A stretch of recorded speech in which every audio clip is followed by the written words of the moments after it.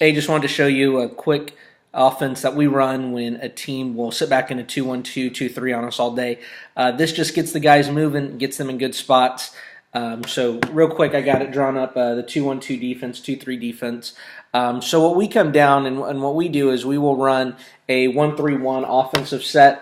The reason I like coming down in 1-3-1 versus this so much is it puts us in all of their gaps. And so the top guy has two, the wings have two, so I try to slide my wings down, usually a little bit more, free throw line extended or a little bit lower, just because it will get those forwards kind of sucked up, and maybe we can get something quick. And then lastly, the way I line this up is I will always put my best player at the free throw line, and I do that because I want him to drag the most attention to him.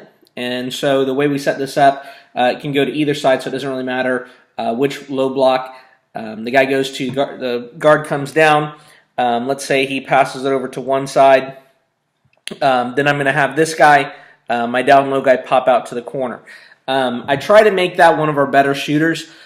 I've run it with our 3, our 4, and even our 5, depending on what our lineup looks like. Again, I want my best player to be in the middle, but I need a decent shooter to come out here to make this play run effectively. So very simply, he kicks it out. My best player, I have him slide over, so he's right here. Again, this is going to be a super simple play. And then all I do is hopefully if this guy comes out to the corner, if I can get the center to come up on my best player because my guards, I just have this guy cut through and try and do a little high-low action. I know the board's getting kind of messy. Let me redraw it.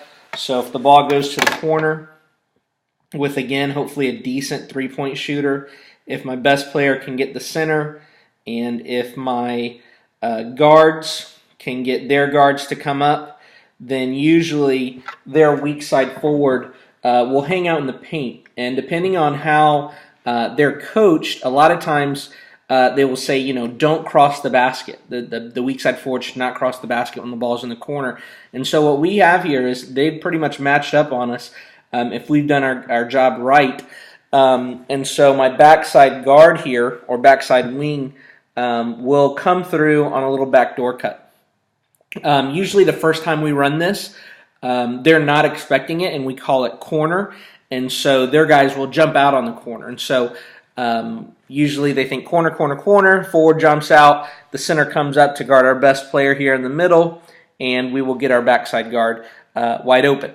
Again, I told you this is continuous, so very simple, easy rotation. The ball comes back up to the guard. The guy who runs corner will run corner to corner. That's all he's going to do. What this guy will do this time is he will pop back out on the same route that he just ran. So again, set this back up again, get away all my messiness. We just went to the opposite corner. The guy who was low post just popped out. Ran across, just popped out, came from here. The guy who was low post cut came back up to his original spot. My point guard has not moved. I tell him to stay active, but reality, he's just sitting there, so this is a good play to run. I usually run this play with my backup point guard. He will usually be my first sub in, just because I like what it does to us further down the road. He's not a good ball handler. I can't run a lot of dribble drive stuff. I don't want him handling the ball too much, or really to make too many decisions outside of exactly what I tell him to do. And so the point guard stays there. The ball comes back to the corner. Again, my best player, again, I'm trying to get all the attention on him.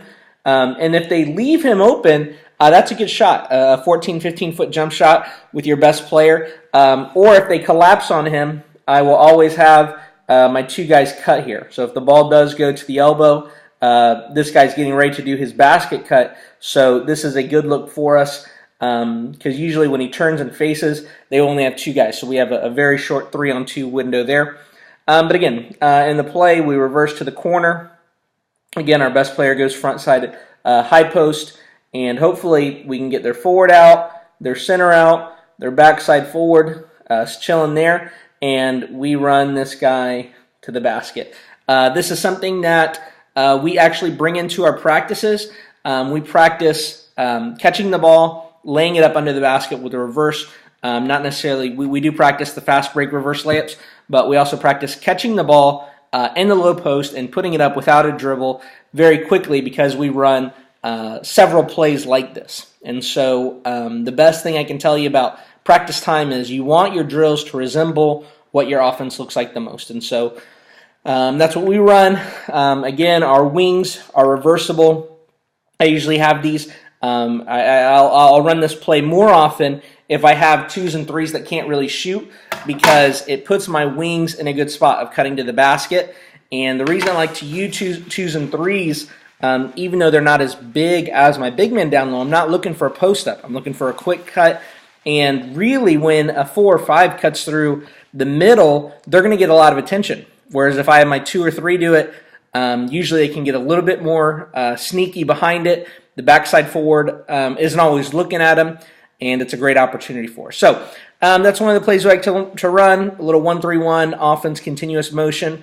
Check it out. Add it into your playbook. It takes 5 minutes to teach. All 5 guys can run all 5 spots. Super, super simple. It just gets them moving and hopefully gets them in a good spot. All right, thanks for checking us out. Good luck.